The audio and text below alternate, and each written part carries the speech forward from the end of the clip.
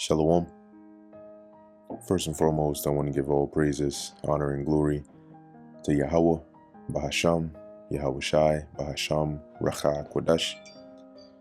Double honors to the elders and the apostles of Great Millstone, and peace and blessings to the elect. And today we're going to go into the book of Nehemiah, the 4th chapter.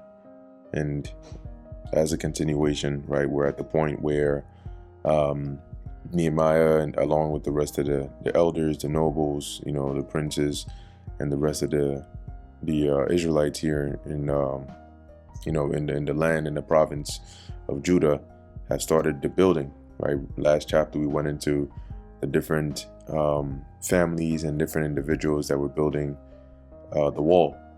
Okay, so here in Nehemiah 4, this is the continuation of that, and let's find out. As we read also in Daniel, the 9th chapter, about those troublous times, right? Well, here's an example of that. So this is Nehemiah chapter 4, verse 1. But it came to pass that when Sanballat heard that we builded the wall, he was wroth, and took great indignation, and mocked the Jews.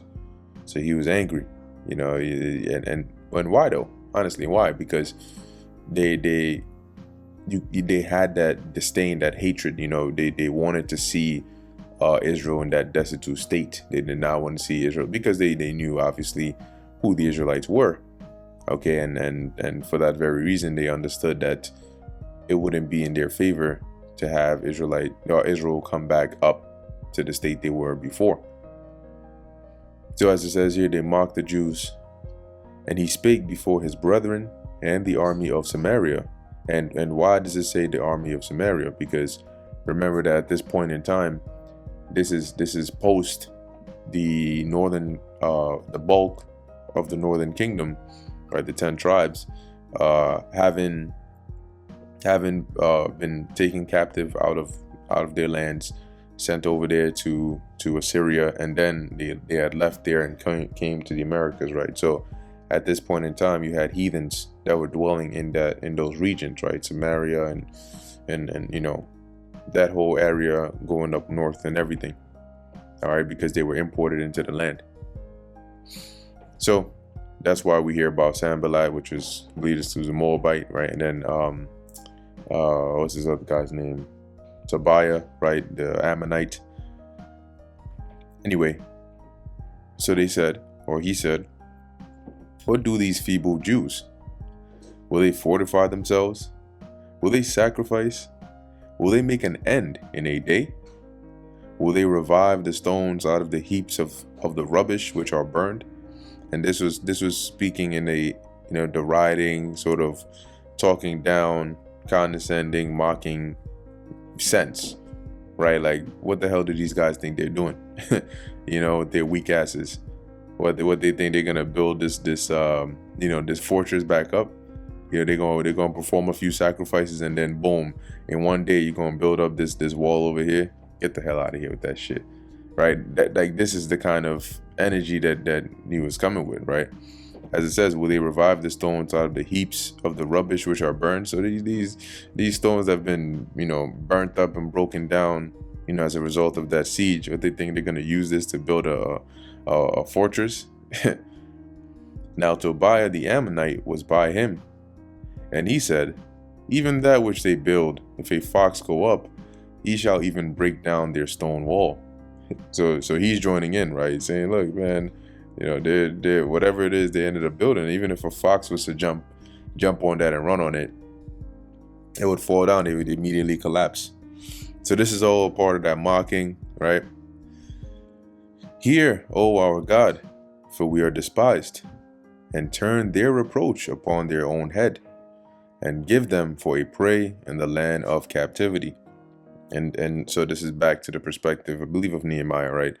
To saying that, hearing all this, he's requesting the Lord that the Lord turn this upon them, flip this reproach upon them, all right, and make them the prey and the captives. Verse 5, and cover not their iniquity, and let not their sin be blotted out from before thee. So remember this. For they have provoked thee to anger before the builders, right? So look at what they're doing. Look at the shit they're talking. The you know the reproach that they're throwing at us, as though we're not the sons of the living power. So remember this, Lord. Verse 6. So built we the wall, and all the wall was joined together onto the half thereof, for the people had a mind to work. So they were able to start, building the wall all around. But in terms of height wise, it got up to like the halfway point. But they were able to do this work in a efficient manner because the people had that spirit on them to get it done. They were hyped up. But it came to pass that when Sanballat and Tobiah and the Arabians and the Ammonites and the Ashdodites heard that the walls of Jerusalem were made up, and that the breaches began to be stopped, then they were very wroth. So they got even more. What the fuck? Oh shit, these guys are actually building up this thing back up. And conspired all of them together to come and to fight against Jerusalem and to hinder it. So now they started coming up with plans. Once again, troublous times. Verse 9, nevertheless, we made our prayer to our God and set a watch against them day and night because of them. So they set up guards, right? People that would watch, different shifts to be on alert, because they knew that, okay, these guys were getting ready to come in and do something. Verse 10, and Judah said, the strength of the bearers of burdens is decayed, and there is much rubbish, right? So Judah, meaning the inhabitants here of Judah. So that would be a mix of Judah, Benjamin, Levi. The strength of the bearers of burdens. So the bearers of burdens are the workers here, right? Ones that are carrying the loads, so to speak. The burdens would be the loads. So you had people that would be, because remember, you have stones that need to be moved, right? You have, materials that need to be carried left and right. And you had different people for playing different roles here in terms of the building.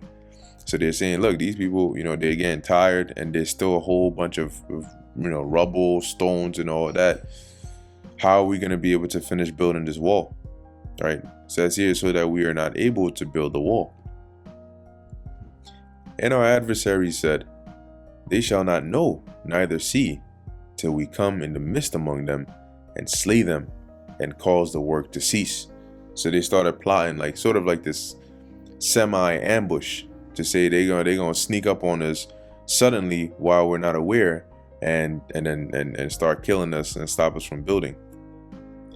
And it came to pass that when the Jews which dwelt by them came, they said unto us 10 times. So the Israelites that were close by, that lived in those regions where these Sanballat and the rest of these adversaries were, they heard talk of what was going on. So when they came, they reported that and said 10 times, so that it was very, very well known and apparent here. From all places whence ye shall return unto us, they will be upon you. Basically, they're planning to attack you from all sides. Anywhere you would try to resort to, they're going to block you off, and they're going to try to box you in.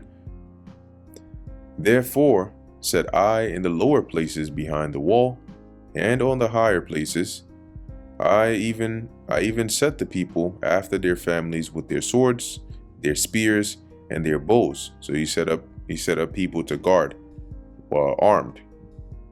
And I looked and rose up and said unto the nobles and to the rulers and to the rest of the people, Be not ye afraid of them. Remember the Lord, which is great and terrible, and fight for your brethren, your sons and your daughters, your wives and your houses. So he exhorted them, right, to remain firm and prepare to fight if need be. And it came to pass when our enemies heard that it was known unto us. So you notice and it came to pass, and it came to pass, and it came to pass. In other words, right, in process of time. So how long could that have been?